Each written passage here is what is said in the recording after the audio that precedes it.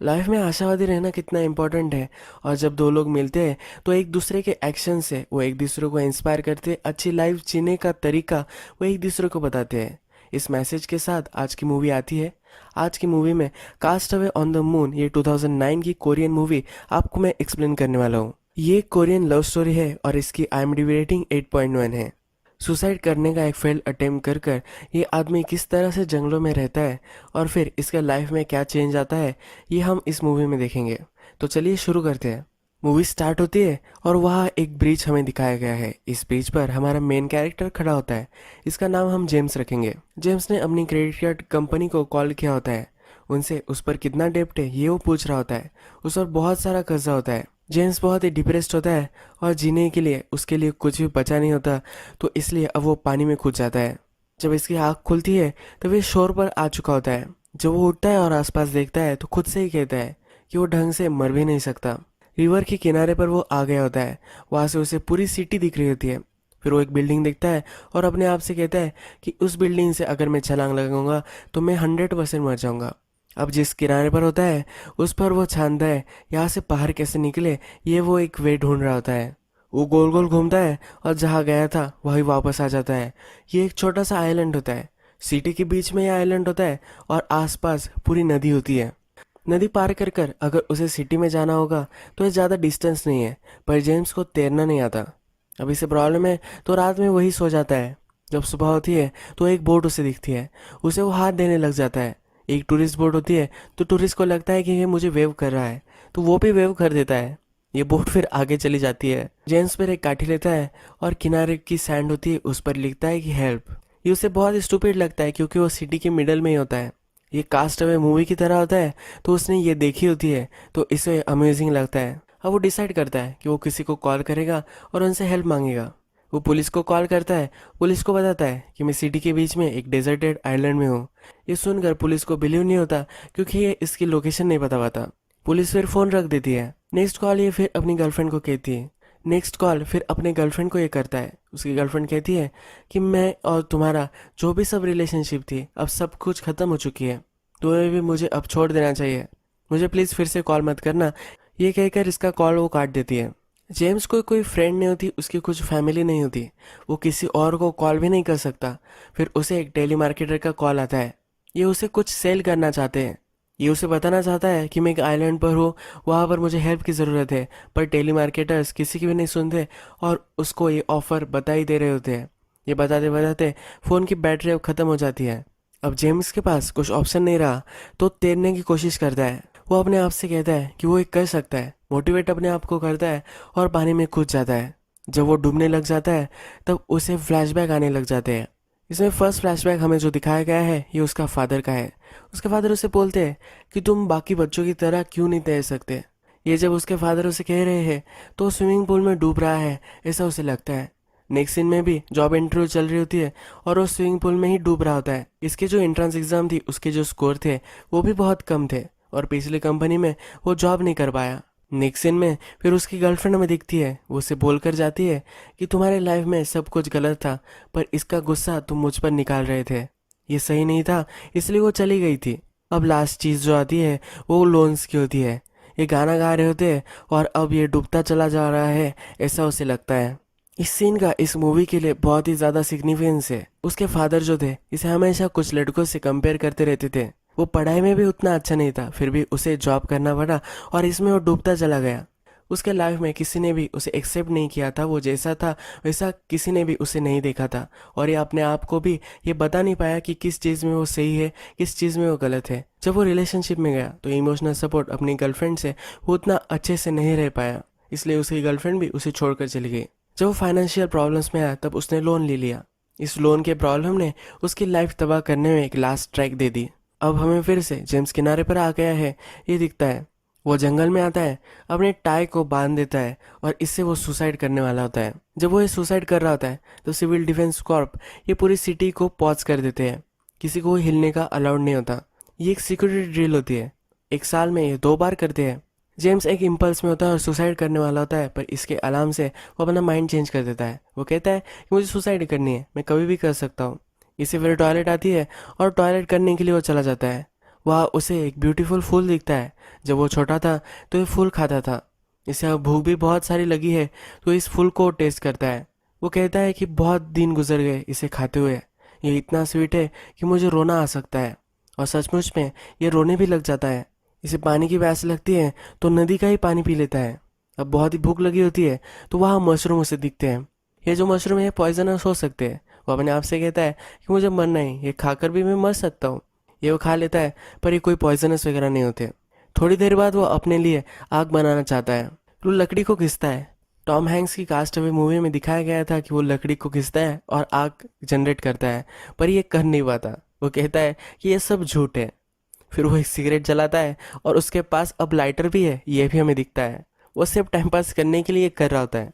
अपना वॉलेट फिर वो दिखता है, उसमें जो भी सब कार्ड्स वगैरह होते हैं वो सब वो फेंक देता है। उसे अब इन सब चीज़ों की ज़रूरत नहीं है। उसे जो भी खाने को मिले वो खा रहा है, नदी का पानी पी रहा है। उसे अपने आप को वार्म रखने के लिए फायर भी है। अब उसे वर्ल्ड से कुछ भी नहीं चाहिए तो शोर के पास वो आता है और वर्ल्ड को फिंगर देता है। इस आइलैंड पर एक डक के शेप की एक खराब हुई हुई बोट होती है। इस बोट को खींचते खींचते एक जगह पर वो लेकर आता है।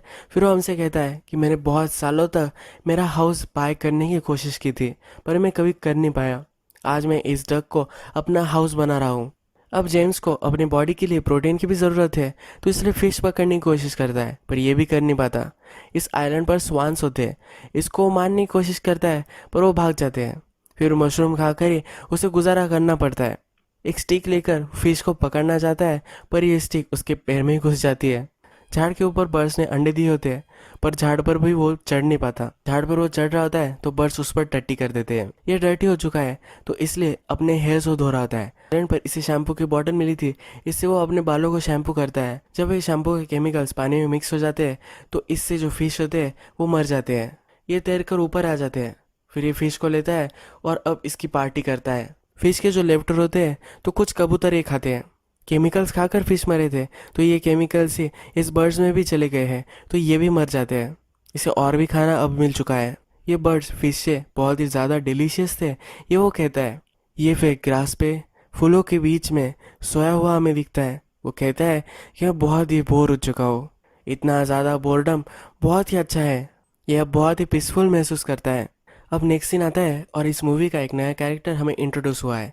एक लड़की है, इसका नाम हम रोज़ रखेंगे। हमें फिर इसका रूम दिखता है। ये जो रूम होता है बहुत ही गंदा होता है और बहुत सारी चीज़ें यहाँ पड़ी हुई होती है। वो जो खाती है वो भी यहाँ पड़ा होता है। उसके कपड़े वगैरह सब कुछ गार्बेज यही पड़ा होता है इसके ही रूम में। फिर ये हमें एक कंप्यूटर स्क्रीन पर दिखाई गई है। ये हमसे कहती है कि इंटरनेट पर मैं कुछ भी बन सकती हूँ। उसकी एक वेबसाइट होती है जिस पर वो ब्लॉगिंग टाइप अपने इमेजेस डालती है। वह कॉमिक्स पर अपने काम करती है। इसका कहने का मतलब होता है ये हमेशा इंटरनेट से अलग अलग फ़ोटोज़ निकालती है और फोटोशॉप कर कर अपनी इमेज पर वो लगा देती है, अपनी साइट पर वो अपलोड कर देती है। वो कहती है कि मुझे जो भी अच्छा लगता है वो मैं कर सकती हूँ। मुझे अगर पर्स अच्छी लगी तो मेरे लाइफ में इसे डाल सकती हूँ। ये सब ऑनलाइन ही है पर फिर भी इसे सेटिस्फैक्शन देता है। हम जब इसे नज़दीक से देखते हैं तो इसके फोरहेड पर जला हुआ निशान होता है। इसके साथ कुछ हादसा हुआ था और उसके बाद से वो इस रूम से गई ही नहीं है। इसकी मदर घर से बाहर जाती है तो उसे कहकर जाती है कि उसने उसके लिए बहुत सारा खाना बनाया है। ये उसकी मदर से, इसकी फैमिली से भी बात नहीं करती। इसकी मदर जब चली जाती है तो खाना वो ले लेती है। ये फिर हमें कहती है कि 3 साल हो गए फिर भी मैं मेरे रूम से बाहर नहीं गई। उसका शेड्यूल फिर वो हमें कहती है। वो कहती है कि मैं उठती हूँ और फिर मैं स्टेप्स लेती हूँ। उसके पास एक वॉकिंग मशीन होती है जिस पर वो अपने हेल्थ का ख्याल रखती है। वो फिर ब्रेकफास्ट करती है और इसके बाद फिर से चलती है। वो अपने कंप्यूटर में काम करती है। काम करने के बाद फिर से स्पेसिफाइड पैक्ड जो फूड होते हैं उसमें से ही खाना खाती है। इसके बाद फिर से एक्सरसाइज करती है और रात में भी एक्सरसाइज कर कर ही सोती है। रात में इसे एक हॉबी होती है जिससे वो तारे देखती है। उसे मून बहुत ही पसंद आता है क्योंकि वो अकेला होता है। जिस तरह से ये अकेली है इसी तरह से मून भी अकेला है। वो कहती है कि मून पर अगर कोई होगा तो कभी अकेला नहीं होगा क्योंकि वहाँ कोई और लोग ही नहीं है। ये फिर हमें एक टीवी देखते हुए दिखती है और कहती है कि मैं रात में सोने से पहले हिप्नोटाइज होकर सोती हूँ। इस टीवी में एक वीडियो लगाती है और फिर वो सो जाती है। हमने पहले देखा था कि सिविल डिफेंस कॉर्प्स जो होता है वो पूरी सिटी को फ्रीज कर देता है। उसी तरह से आज भी ये सिटी फ्रीज हो चुकी है तो रोज़ को ये सिटी देखना अच्छा लगता है। ये साल में 2 बार आता है तो अपनी खिड़की को खोल लेती है और सिटी को देखती है। ऐसे उसे देखना पसंद नहीं आता क्योंकि बहुत सारे लोग वहाँ होते हैं। अब वहाँ कोई भी लोग स्ट्रीट पर नहीं दिखते और वो सिटी को पीसफुली देख सकती है। वो विश करती है कि इसी तरह से पूरा वर्ल्ड फ्रीज हो जाए। जब वो सिटी को देख रही होती है तो जेम्स जिस आइलैंड पर रह रहा है इसको भी ये देखती है। जेम्स जब सुसाइड कर रहा था ये वही पल है, तो इसे वो देख लेती है। इससे वो डर जाती है और अपने कैमरे से दूर हो जाती है। रात में जब वो सोने की ट्राई करती है वो सो नहीं पाती है। उसने जो देखा है उसे भूल नहीं पाती है। रात में वो फिर से आइलैंड में देखती है और जेम्स को ढूंढती है। इस बार जेम्स वर्ल्ड को फिंगर दे रहा होता है। रोज कहती है कि यह अलग ही प्राणी है। इसे बहुत ही अम्यूजिंग लगता है।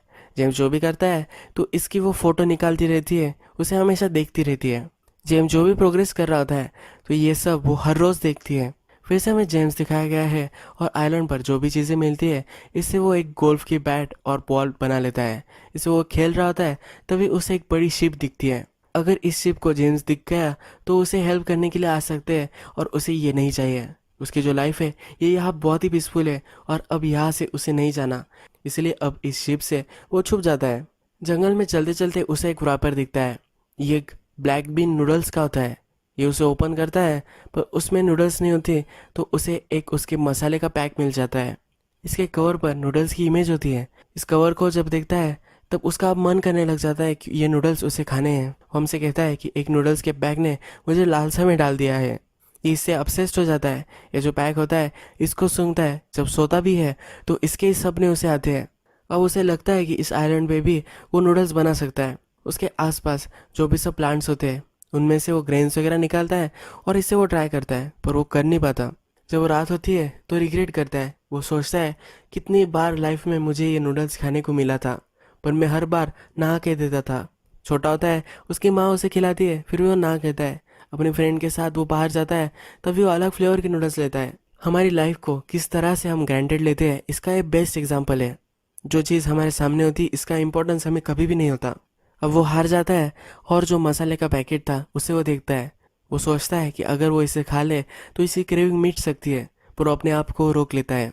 वो जब सोया होता है तब उसे कबूतर की आवाज़ आती है। उसे फिर आइडिया लगती है। वो कहता है कि ये जो कबूतर है ये सीड्स वगैरह ही खाते हैं और ये इसको डाइजेस्ट नहीं कर पाते। कबूतर की जो भी सब टट्टी होती है तो इसमें उसे बहुत सारे सीड्स मिल सकते हैं। इसे अब वो स्क्रैप करने लग जाता है। इसे स्क्रैप अपने क्रेडिट कार्ड से करता है। इसे वो स्क्रैप अपने क्रेडिट कार्ड से करता है। वो कहता है कि इस तरह से क्रेडिट कार्ड ने मुझे हेल्प की। अब वो ये सब टट्टी को गैदर कर लेता है और इसकी फार्मिंग करने वाला होता है। ये अब सोचने लग जाता है कि कहाँ वो फार्म कर सकता है। एक आइडियल जगह और ढूंढने लग जाता है। उसे लैंड फिर मिल जाती है और फिर उसे लगता है कि हमें फर्टिलाइज़र की भी ज़रूरत पड़ेगी। वो जो पुप करता है इससे वो फर्टिलाइजर्स की तरह यूज़ कर सकता है। वो कहता है कि मुझे अब हेल्दी खाना पड़ेगा, इससे मैं बहुत सारा फर्टिलाइज़र रेडी कर सकता हूँ। वो जब ये फील्ड रेडी कर रहा होता है तो वहाँ से उसे बहुत सारे पत्थर उठाने पड़ते हैं। इसमें उसे बहुत ही मेहनत लगती है। वो कहता है कि जुरासिक पार्क में मस्कीटो से उसने डायनासोर बनाया था, उसके चांसेस ज़्यादा थे। वो डिमोटिवेट फील करता है पर वो हार नहीं मानने वाला होता। वो कहता है कि मेरे पास बहुत सारा टाइम है, मैं और भी क्या करूँगा। ये काम कर कर वो बहुत ही स्वेटी हो जाता है। ये स्वेट जो वो पोंछने लग जाता है तो वो अपने स्वेट को ही टेस्ट करता है। वो खुद सॉल्ट जनरेट कर रहा है ऐसा उसे लगता है और उसके बाद अपने आप को चाटने लग जाता है। उसका जो सूट था इसे अपने प्लांट्स को बचाने के लिए एक पुतला बनाता है। वो कहता है कि ये सूट हमें पुतला ही बना देता है। ये जब शांति से बैठा हुआ होता है तब इसे रियलाइज़ होता है ये जब सब वो कर रहा है ये होपफुल है, इसीलिए ये सब वो कर रहा है। फिर से रोज़ हमें उसके रूम में दिखाई गई है। ये जो भी सब उसके बात कर रहा था ये सब उसने देखा है। बहुत सारी इमेजेस उसने ली है। इसमें वो अपने आप को चाट भी रहा है। ये भी इमेज होती है। उसे ये एलियन लगता है। वो कहती है कि क्या मैं इसके वर्ल्ड को ज्वाइन कर सकती हूँ, क्या मुझे इनवाइट करेगा। इसे अब जेम्स से बात करने का बहुत ही मन करने लग जाता है। ये रात में अपने घर से निकलती है। अपने फेस वगैरह को सब इसने कवर कर लिया होता है। सिक्योरिटी गार्ड को भी वो डिस्ट्रैक्ट कर दिया है और वहाँ से चली जाती है। थोड़ा सा भी ह्यूमन कांटेक्ट उसे अच्छा नहीं लगता। सिटी से छुपते छुपाते वो एक ब्रिज पर आ जाती है। उसके पास एक बॉटल होती है और इस ब्रिज से उसमें मैसेज डालकर वो आइलैंड में फेंक देती है। दूसरे दिन फिर वो कैमरे से देखने लग जाती है। जेम्स को ये नोट मिली या नहीं ये वो वंडर करती है। इसके बाद 3 महीने गुजर चुके हैं। जेम्स जो है अब वो मास्टर हो चुका है। इस नेचर में अच्छी तरीके से वो अब रह सकता है। फिशिंग कैसे करनी है ये उसे अब पता है। झाड़ पर चढ़कर अंडे कैसे निकालने हैं ये भी उसे अब आने लग गया है। वो फिश अंडे खाते हुए हमें दिखता है और उसके पास जो सॉल्ट होता है ये उसका स्वेट होता है। ये स्वेट इस बॉटल में वो भर के रखता है और इस बॉटल को वो छिड़कता है जब भी उसे सॉल्ट की ज़रूरत होती है। 3 महीने गुजर गए हैं और जब वो फील्ड में आता है तब उसे एक छोटा सा क्रॉप दिखता है। इसे देखकर बहुत ही खुशी होती है और इसे अब उसे प्रोटेक्ट करना है, इसलिए टूटे हुए कांच की बॉटल्स वगैरह वो ढूंढने लग जाता है। जब वो जंगल में घूमता है तब रोज़ का उसे मैसेज मिलता है। इसमें हेलो लिखा होता है। फिर वो रिवर के शोर तक आता है और जिस पर उसने हेलो लिखा था वो वंडर करता है कि ये कौन होगा। अपने सूट से वो पुतला बना होता है, उससे वो बातें करता है। वो कहता है कि मुझे कोई देख रहा है, ये कौन हो सकता है, ये वो वंडर करता है। वो शोर पर एक स्टिक से मैसेज लिखता है। उस पर लिखता है कि तुम कैसी हो। रोज़ जो होती है 3 महीने तक इस मैसेज का वेट कर रही होती है। जब उसे मैसेज मिलता है तो बहुत ही खुश हो जाती है। फिर से वो बिल्डिंग से निकलती है और फिर से उसे मैसेज देने के लिए चली जाती है। जब वो मैसेज देकर घर आ रही होती है तब उसे एक प्लांट दिखता है। इस पर बहुत ही ब्यूटीफुल फूल होते हैं। इसे देखकर उसे बहुत ही पीसफुल महसूस होता है। उसे नींद की हमेशा प्रॉब्लम आती है पर अब ये फूल देखकर उसे नींद आने लग जाती है। नेचुरल स्लीप वो आज लेगी। जेम्स को उसका मैसेज मिलता है। उस पर लिखा होता है फाइन थैंक यू और आप कैसे हो। जेम्स भी उसे फाइन थैंक यू लिखता है। जेम्स को फ्रेंड मिल चुका है तो उसे बहुत ही अच्छा लगता है। वो इंग्लिश बोलती है तो ये कोई भी हो सकता है। जेम्स जब वंडर कर रहा होता है तब उसे एक प्लांट में कॉर्न का प्लांट उग गया है ये दिखता है। ये बहुत ही खुश हो जाता है। उसे कॉर्न मिल चुके हैं और इससे वो नूडल्स बना सकता है। रोज़ को पता है कि जेम्स को क्या चाहिए। उसे नूडल्स खाने होते हैं तो इसलिए एक डिलीवरी बॉय को कॉल करती है। उसे उस आइलैंड पर जाकर वो डिलीवरी देने के लिए बोलती है। उसे इस आइलैंड तक पहुंचने में बहुत ही दिक्कत होती है। फिर वो पहुंच जाता है। जेम्स छुपा होता है, उसके पास वो चला जाता है। उसे कहता है कि एक औरत ने तुम्हारे लिए दिया है। 3 डिफरेंट फ्लेवर्स के नूडल्स रोज़ ने उसके लिए भेजे होते हैं।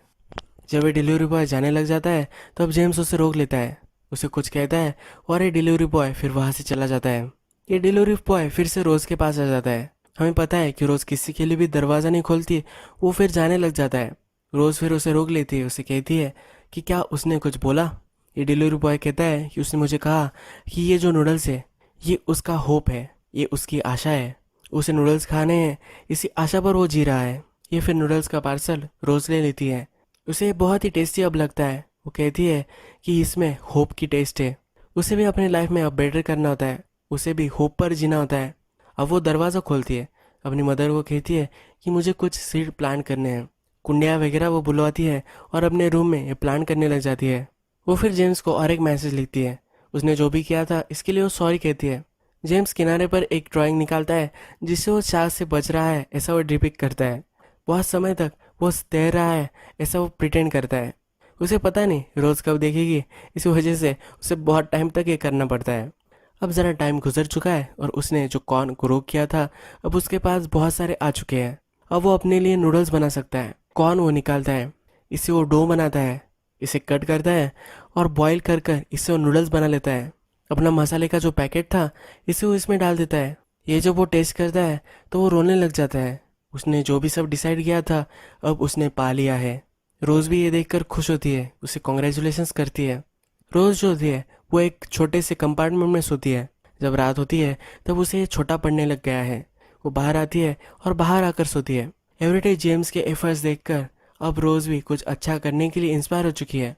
उसके जो भी सब इनसिक्योरिटीज़ थी, लोगों से वो बात नहीं कर पाती थी, अब ये भी वो कर रही है। फ्यूचर अहेड प्लान कर रही है और उसके कंफर्ट जोन से अब वो बाहर आ रही है। जेम्स जब अपने डग में बैठा हुआ होता है तो वो इमेजिन करता है कि रोज़ से बात करना कैसा होगा। वो उससे पूछेगा तुम कैसी हो, उसका नाम क्या है, वो कहाँ से है, क्या वो कोरिया से है, ये सब वो वंडर करता है और कॉल पर वो बोल रहा है ऐसा प्रिटेंड करता है। वो फिर किनारे पर लिखता है कि तुम कौन हो। उसे रोज़ के बारे में बहुत कुछ अब जानना है। रोज़ बॉटल लेती है और ब्रिज से वो फेंकने वाली होती है पर वो कर नहीं पाती। दूसरे दिन जब जेम्स पूरा आइलैंड ढूंढता है पर उसे बॉटल कहीं भी नहीं मिलती। रिजेक्शन का उसे दुख होता है और पूछता है कि क्यों क्यों उसने अपनी आइडेंटिटी उसे नहीं बताई। जब रात होती है तो रोज़ अपना कंप्यूटर दिख रही होती है। उसकी जो वेबसाइट होती है जिस पर वो सब फोटोज़ वगैरह लगाती है उसमें एक कमेंट में आ गया होता है कि ये जो कर रही है ये सब फेक है। रोज़ ने अपना फेस भी किसी और औरत से निकाल कर अपने फ़ोटो पर लगाया होता है। कमेंट में एक आदमी इस औरत को जानता है और उसकी जो भी सब कम्युनिटी है अब इसे गालियाँ वगैरह देने लग जाती है। रोज़ हमें फिर से डिप्रेस्ड होकर जिस जगह पर वो सो रही थी वहाँ सोई हुई दिखती है। फिर हमें तूफान आया हुआ दिखता है। इस तूफान में जेम्स का जो डक होता है वो भी रिवर में चला जाता है। उसे वो पकड़ कर रखने की बहुत ही कोशिश करता है पर वो कर नहीं पाता। जेम्स के सब जो कॉस्ट वगैरह थे वो सब अब मिट चुके हैं। वो फिर अपने आप से कहता है ये बहुत ही कम था जो मैं पूछ रहा था, पर नेचर उसे ये भी दे नहीं रहा है, ऐसा उसे लगता है। वो फिर शोर में रोज के लिए लिखता है कि भाड़ में जाओ। थोड़ी देर में वहाँ ऑफिसर्स आते हैं। ये जो आइलैंड है इसको साफ करने के लिए वो वहाँ आए हुए होते हैं। जेम्स फिर वहाँ से भागने लग जाता है। उसे इसे आइलैंड पर रुकना होता है क्योंकि यहाँ रोज का उसे मैसेज आता रहता है।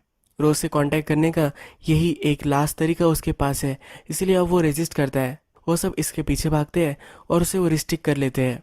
उसे फिर वो बोट में लेकर जा रहे होते हैं तो रोज ये देखती है। रोज जहाँ से उसे देखती है ये सिटी के दूसरे पार होता है। रोज को हमेशा से जेम्स से मिलना था और इसके लिए अब वो नंगे पाँव अपनी बिल्डिंग से नीचे उतर जाती है।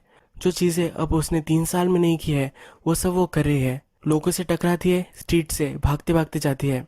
इस सिटी के दूसरी तरफ तक वो पहुंच जाती है, फिर भी उसे जेम्स नहीं मिल पाता। जेम्स एक बस स्टॉप पर होता है। उसे एक बस लेने के लिए आती है और इस बस में वो चढ़ जाता है। उसके पास जो वॉलेट था उस वॉलेट को वो स्कैन करता है। उसका क्रेडिट कार्ड अभी भी काम कर रहा है। ये देखकर उसे ज़रा सुकून मिलता है कि वो अभी भी इस वर्ल्ड में रिलेवेंट है। रोज फिगर आउट करती है कि जेम्स बस स्टॉप पर होगा। भागती भागती वहाँ जाती है। बस लीव कर रही होती है। इसी बस में जेम्स होता है। वो उसके पीछे भागती है पर यह बहुत ही आगे चली जाती है। वो स्ट्रीट पर ही रोने लग जाती है। फिर से हमें एक अलार्म बजता हुआ दिखता है और ये सिविल डिफेंस कॉर्प का होता है। हमें पता है कि जब भी ये अलार्म बजता है तो पूरी सिटी फ्रीज हो जाती है। जो लोग जहाँ होते हैं वही रुक जाते हैं।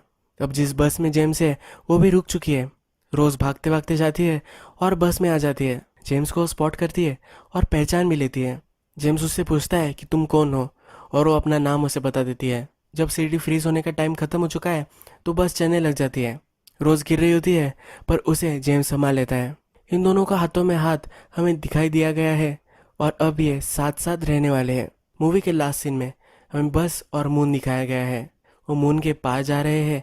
एक दूसरे का सहारा अब उन्हें मिल चुका है, यह हमें अब पता चलता है। अब मैं आपको इस मूवी के एंडिंग के बारे में, इस कैरेक्टर्स के बारे में कुछ बताना चाहता हूँ। जेम्स जो था एक कॉर्पोरेट में पूरी तरह से घुस चुका था और इससे उसकी लाइफ बर्बाद हो चुकी थी। वो कभी भी सही से जॉब नहीं कर पाया, रिलेशनशिप नहीं टिका पाया। जब वो डेजर्टेड आइलैंड में आया तब उसे रियलाइज हुआ कि उसे जीने के लिए कितनी कम चीज़ें लगती हैं। उसे फिर से जीने के लिए होप आ गया। उसे नूडल्स खाने थे, इसीलिए उसने बहुत सारे एफर्ट लिए। उसे रियलाइज हुआ कि हार्डवर्क और होप, इन दोनों चीज़ों के सहारे वो इस लाइफ से जूझ सकता है। सर्वाइवल क्या होता है इसका बड़ा एक्सपीरियंस उसे आया था।